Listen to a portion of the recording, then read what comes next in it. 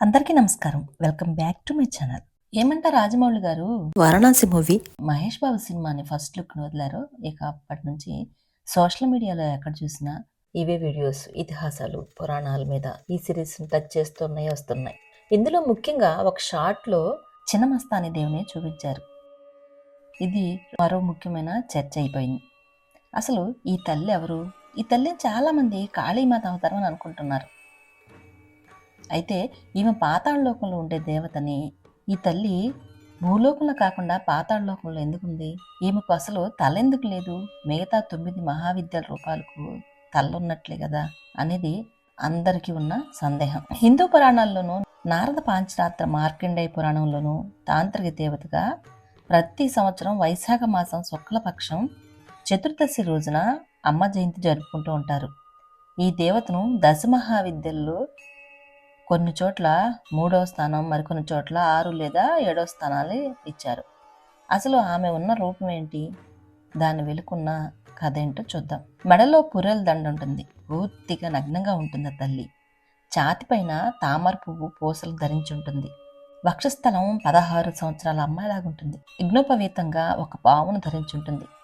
ఆమె కాళ్ళ కింద రతికెళిలో మునిగి ఉన్న 2 స్త్రీ పురుషులు ఉంటారు. స్త్రీ పైన ఉంటుంది, పురుషుడు కింద ఉంటాడు. ఆమె కుడి చేతిలో కత్తి, ఎడమ చేతిలో నరికిన తంతలా ఉంటాయి. 2 వైపులా 2 అంగదేవతలు ఉంటారు. మగదేవులను స్తుతించే పదాలను మంత్రమని, ఉగ్రరూప దేవతలను స్తుతించే పదాలను విద్యలు అంటారు. ఈ విధంగా కాళీ స్వరూపాలైన 10 దేవతలను స్తుతించేవే దశమహావిద్యలు. దశమహావిద్యల్లో ఈ తల్లి కూడా ఒక విద్య అని మనలో చాలా తక్కువ మంది తెలుసు. అసలు ఆ తల్లి పేరుకు అర్థం ఏంటో చూద్దాం. చిన్న మస్తాదేవి అనే పేరెందుకు వచ్చింది? ఏంటంటే తల్లి తన మస్తిష్కాన్ని ఛిన్నం చేసుకుంది, స్వయంగా తానే ఖండితం చేసుకుంది. అందుకే ఆమె చిన్న మస్తాదేవి అయింది.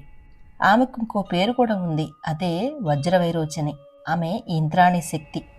ఇంద్రుడికి వజ్రాయుధం ఎక్కడి నుంచి వచ్చింది? దధీచి మహర్షి యొక్క వెన్నెముక నుండి వచ్చింది. ఆ దధీచి మహర్షి చిన్న మస్తాదేవి యొక్క ఉపాసకుడు. ఆ తర్వాత ఆమెను ఇంద్రాక్షిని కూడా పిలిచేవారు. ఆమె అత్యంత పవర్ఫుల్ మెరుపు శక్తి. మనం దశమహావిద్యల్లో ఒక్కొక్కరికి ఒక్కో శక్తిని చెప్పుకుంటున్నాం. కాళీమాతను కాళీ స్వరూపంగా, భువనేశ్వరిని స్థితి స్వరూపంగా చెప్పుకుంటూ ఉంటాం. ఈమె మెరుపు శక్తి. వజ్రాయుధం వేస్తే మెరుపు ఎలా వస్తాయో ఆమె రూపాలన్నీ కలగలిపిన శక్తే ఈ చిన్నమస్తాదేవి. ఈ తల్లి రాహుగ్రహానికి అధిష్టాన దేవత. రాహుగ్రహ దశ నడుస్తున్నప్పుడు ఎవరైనా సరే ఈ చిన్నమస్తా దేవతను పూజ చేయాలి. ఈమె తన తలను తానే ఖండించుకుని ఒంటి కాలిపైన నిల్చుని ఎడమకాలితో తమ యోనిని కప్పివేస్తూ ఒక పక్కకు తిరిగి నిలబడిన ముద్రలో మనం చూస్తూ ఉంటాం. ఈ తల్లిని మనం ఈ ముద్ర స్వరూపంగానే తల్లిని కొలవాలి. ఈమె పక్కన శాకిని, వర్ణిని అనే చెలిగత్త దేవతలు ఉంటారు. సాత్వికంగా వీళ్ళని జయ విజయులను కూడా అంటారు. ఈమె తలను ఖండితం చేసుకున్నప్పుడు 3 రక్తధారలు వస్తాయి. ఒకటి ఆమెనే తాగుతూ ఉంటుంది, ఒకటి శాకిని, ఇంకొకటి వర్ణిని తాగుతూ ఉంటుంది. ఇలా ఎడమవైపుది ఇలా నాడి చల్లదనానికి ప్రతీక, కుటిది పింగళ నాడి సూర్యశక్తికి ప్రతీక, మధ్యలోది సుషుమ్న నాడి, ఇది జ్ఞానానికి ప్రతీక. ఈ 3 ధారలు ప్రవహిస్తుంటాయి. కింద రతి మన్మధులు ఉంటారు. విపరీత రతి ముద్రలు ఉంటారు. కొన్ని చోట్ల కొన్ని రకాలుగా చూపిస్తూ ఉంటారు.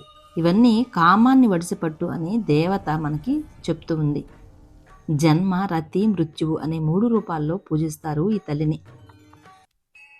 ఇంద్రియ నిగ్రహం పాటిస్తేనే సిద్ధించే విద్యలు. అందుకే అమ్మవారు మన్మధుడిని, రతీదేవతని తొక్కిపెట్టి, అలాగే ఇలా పింగళ, సుషుమ్న శక్తులు కుండలిని సాధకులకు తెలుస్తుంది. దీనికి సంబంధించి ఒక కథ ఉంది. ఒకానొకప్పుడు పార్వతీదేవి హిమాలయాల గుండా వెళుతూ ఉంటుంది. తన 2 చెలికత్తెలు వెనక నడుస్తూ ఉంటారు. మందాకిని నీటిలో దిగుతుంది స్నానం చేద్దామని.